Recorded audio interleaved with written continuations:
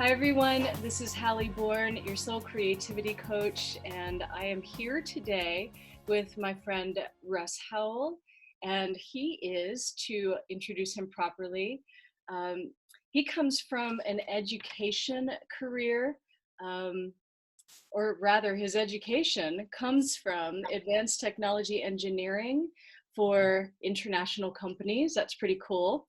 And for the last 5 years, Russ has been both learning and teaching watercolor painting.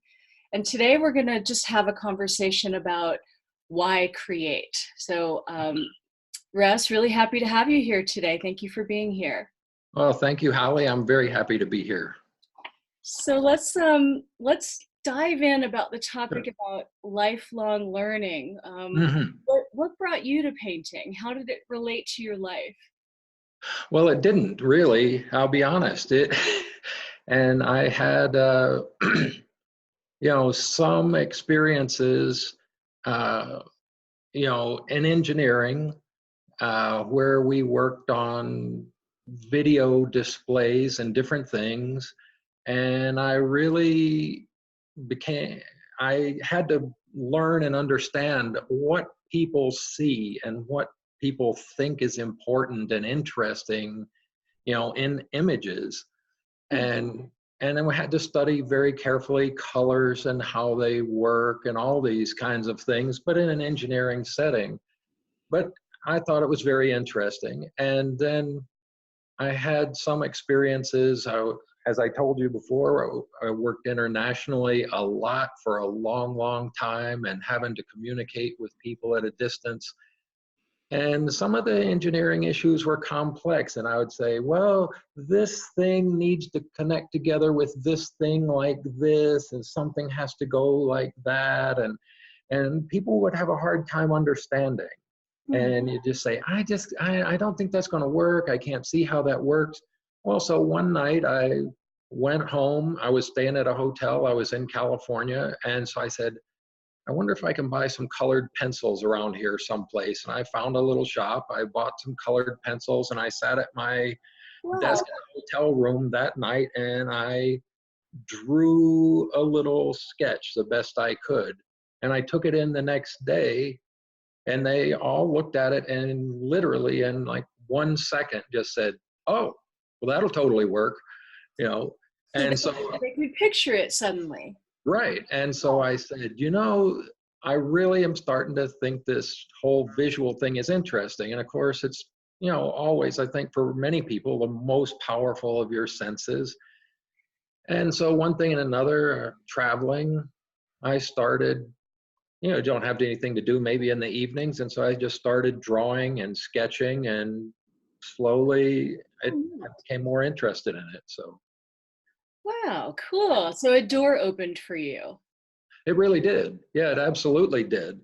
And, then it wasn't, too much long after that, 2 or 3 years. And I decided to retire completely. I was kind of burnt out with the whole travel and engineering thing.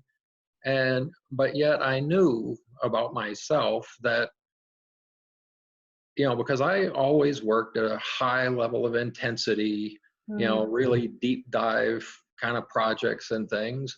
And I knew that I wanted, I needed that kind of intensity in my life, but I didn't want to do engineering Mhm. and do something that's going to be so engaging and so powerful and so interesting and so compelling, but it has to be different. And it has to be, for me, I thought I wanted it to be deep water, something that, I didn't want to like learn something in 3 days and then I knew it, something that would be sort of open ended. And with that and the visual part, I said, and I tried uh, just drawing, I tried sketching, I tried pastels, I tried this, that, and, pretty quickly it settled that, watercolor was the right thing for me. And, it's really, I don't want to say remained a passion for me for that time, but it's increasingly like the further I go with it, you know, the more I enjoy it. So. Yes, and as a watercolorist myself, burgeoning, it is a deep dive. You It can is. keep going, taking left turns and going Yeah. in circles and going up, going down. Yeah.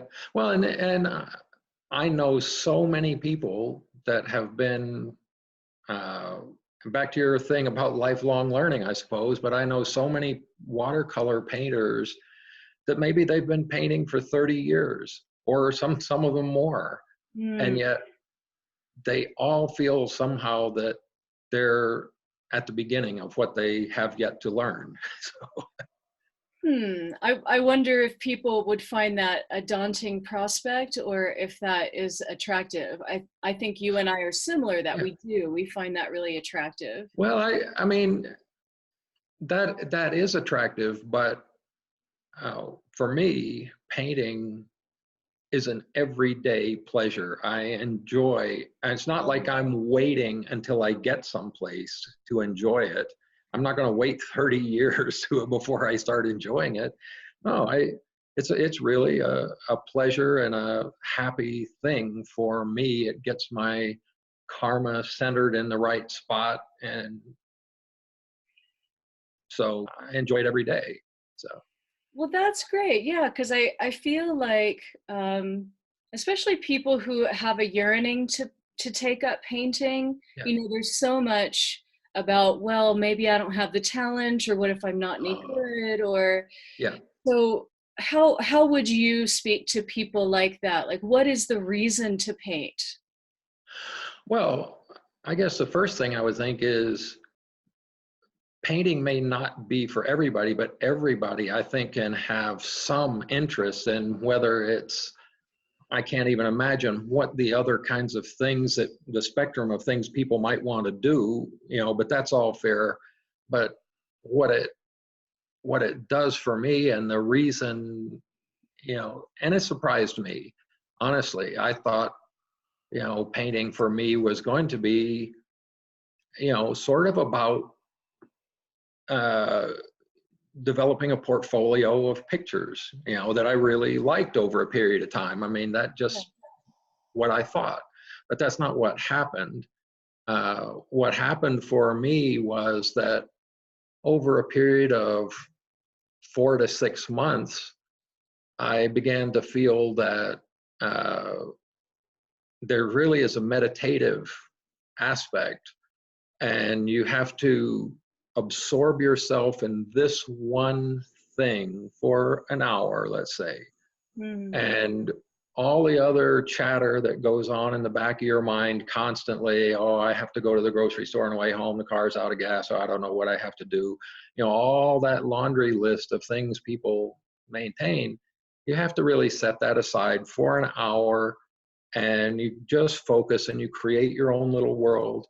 And that the cumulative benefit of that, I mean, it feels good when I'm in that kind of zone, what people say, uh, but I didn't expect that the benefits of that would carry over through my entire day and through my entire week, and my entire stress level and calm and balance and composure all changed from Wow. having this thing, that I could free myself of everything else, for an hour a day or 2 hours a day or whatever it worked out that day. And it had a great effect on me. So it sounds like what you're saying is that by committing to this hour of painting in a Yeah. regular way, that it created space in you.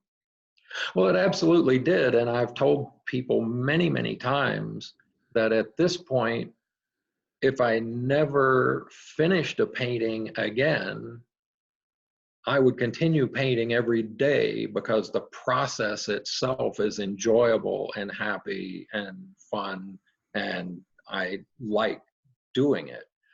And so maybe it's a long way around from your question of what do you say with people that say, oh, I don't have it, and so forth.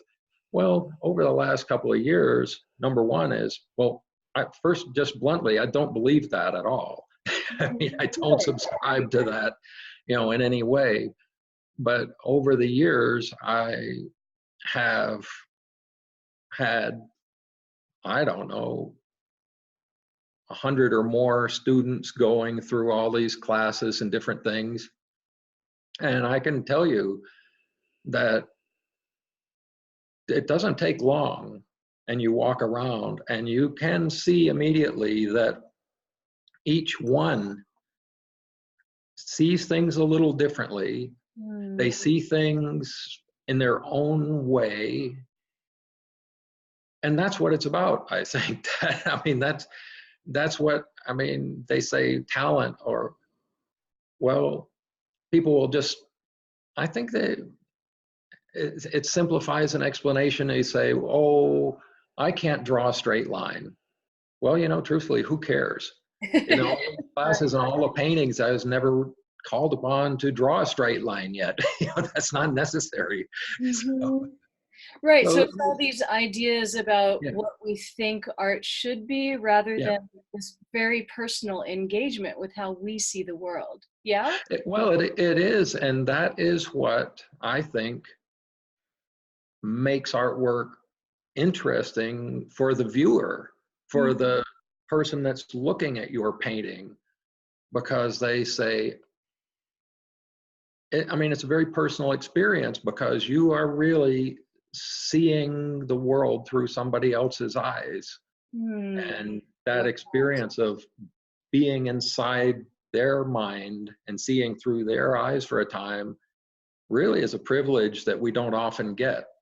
And and Mm. that's what we want to see in paintings. We want to see each person's unique view, and that's something that we have to talk about a fair amount, in the watercolor classes. Is, people will have, let's say, a photograph that they took where they went to the mountains or went to the beach or something, they're trying to paint it, and they say, well, I can't make it come out just like the picture. Well, that's not the objective in any case. We're not trying to make a photograph. We're trying to see what you saw, what you thought, what you felt about it. So, Oh, I love that. That's so beautiful. And it kind of takes this perfectionistic thing that I feel like especially Americans have, where if yeah, we can't do it perfectly, yeah. we shouldn't do it at all, or if we're not meeting some kind of standard that, Uh-huh. often is rather erroneous anyway. Oh, I absolutely agree. And I can't even tell you how many times I will finish a picture and I look at it and maybe I'm a little dissatisfied with it. But the majority of time when I feel that way about it, I'll end up saying, it's too pretty, it's too nice, it's too perfect, Hmm. it's not what I want. And I have to go back and sort of grunge it up a little bit. I have to Nice. put a little bit more grit and more texture and more randomness and more stuff in it to make it what I wanted to see. So I don't think the perfection really, it's not even part of the what it is for me. So Yeah, and isn't that part of the gift of the process is that if mm, we can kind of put that aside, there's yeah, actually something that comes through us that can be surprising to us individually of like, well, right, where did that come from? And then right, kind of falling in love with the part of yourself that becomes extant on the yeah. paper, through the painting. Well, and it's a different.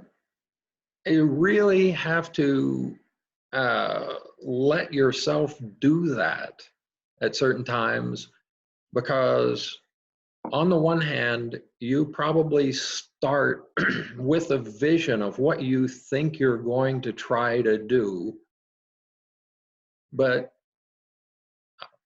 a lot of times that vision of what you're nearly as interesting as what you come up with in the end. And you have to give yourself the freedom along that path not to hold so tightly to what your thought was, because watercolor has its own thing. It does its own stuff as you go along. And sometimes you have to be awake enough to say, oh, I see where this needs to go from here. And you have to be able to follow that thread. And I'm thinking maybe, let's say, a novelist. I mean, I can't imagine that they really fully have the entire everything in their mind before they start, or you'd be sort of paralyzed and couldn't start. But you have to have some ideas, have a broad outline, but then I'm sure at certain points you say, this character is developing to be much more interesting than what I thought. I think I need to follow that thread a little further. I need to expand this part, or go with that. And that's the same in painting. You have to, well, be willing to be a little fluid with it and not so strict in your thoughts. So I love that. And I love that you brought in the word freedom, because I feel like a lot of oh yeah. people who are nervous about taking up the creative arts Uh-huh. is they feel restricted, or like they have to be a certain something or have a Oh certain skill before they'll attempt it, rather than having this sense of, well, let me try it and see what happens. And then of course with well, any craft, yes, the more you practice it, there will be a certain skill that is yes, developed. yes, Being in process helps the skill become the fluidity. And I feel like this is also how it yes, relates to meditation. I'm also a meditation yeah. teacher. Mm-hmm. And, being able to let go of all of these ideas about who you should be, what you should be, Yes. even how you should be meditating, but Mm-hmm. instead just allow for spaciousness between the thoughts. Yep. The same with painting, right? There's enough spaciousness to look at it Mm-hmm. and be able to recognize, oh, this is where it needs to go, right? That's exactly right. And when you mentioned that people can be anxious about their own level of skills or things like that, I mean, I've known a number of people that wanted to take singing lessons, or that singing, was a part of their, creativity. And for me, I'm not a singer, but when I hear somebody standing here in front of me singing, that's a very powerful emotional connection there. It's a very intimate thing. And I really love to hear that. And it really doesn't, I mean, it's not about their skills or any other thing. I'm not watching a gymnastics performance. They're singing. And that like lets me experience them in a way that you don't normally get to. It's wonderful. So And there's like this sharing, right? Through the arts, there's this sharing. it's a very intense sharing. And I don't care really what their level of experience on some other scale is. That's not about it. It's about being right there at that moment with that person, and they've opened up, Presence. and it's a very personal thing, and it's a wonderful thing. But I think the same thing with painting. I mean, you just you paint it, and you did it, and if you're willing to share it with other people, they love to see it. And it's not about comparing your straight line to somebody else's straight line. Oh, theirs is better. Who cares? Yeah, you have such a loose idea here, Yeah. Russ. A loose idea. An idea that's loose. I mean, what about standards? Oh, well, no, I think it's a funny thing, and I've kind of come to realize uh, on the painting, it's you, it's I compare it in my mind to things that you would think, I don't get it. This doesn't seem like this is connected at all. But two of my other kind of lifelong passions is sailing and skiing. Huh. And you think, well, I don't get the connection here.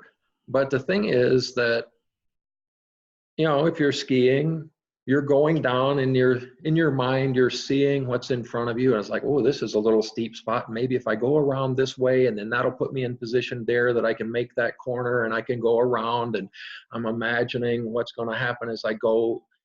And sailing is very much the same way. And it's a three-dimensional visualization. Well, painting is exactly that same thing. You're imagining this three-dimensional shape in front of you, or you're out visualizing a scene that's in front of you, and it takes your mind into a place that is not uh, between here, and your computer screen, and it's not on an Excel spreadsheet, and it's not a linear if-then statement. It is an experience of the real world out around you, and it's big and it's colorful and it's open and you can go where you want. And and you don't have to be thinking about all those other things. That looks beautiful over there, I'm going over there. End of. I love that you're connecting kind of a real world benefit of doing something like painting, because that's the beautiful thing about the arts, is it helps us make these perhaps non sequitur connections in our own minds. And so Yeah. we think outside the box, we're actually tracking new ways of looking at things actually, but then also in our brains, right? Well, I think, yes, you can make all of these kind of connections. And it's not that I'm making them, it's that maybe I didn't realize all those connections were there, and I just hadn't Like you're put open. myself in position to be able to see it. Yeah. But it's also, I think it expands me. And like, if I'm only using one part of my thoughts and one dimension of my uh, way I look at the world, it's like, okay, it's 9:30, I got to be there by 11:45, and it's going to take me 20 minutes to drive. I mean, if you stay in like the email clock driven, point A to point B world, uh, you're only using half of yourself. So Yeah, if even that much. right, so yeah, you have to, like, open yourself and be alert to experiences in the real world. Hmm. I think you've done a great job of really, telling our listeners the benefit of painting if they haven't started, you And know. I think it would be anything. It could be singing, it could be whatever kind of outlet people is meaningful to them. Turns painting is for me. As somebody else is something This else. is why you're here. Yeah. Well, Thank you. Russ, thank you so much for sharing all of this with us today. It was really interesting to talk with you, and It's an absolute we pleasure. got a lot out of what you offered. It was really lovely. It's my pleasure entirely. Thank you, Hallie. You're so welcome. Thanks for coming on, and keep painting. I'll do my best.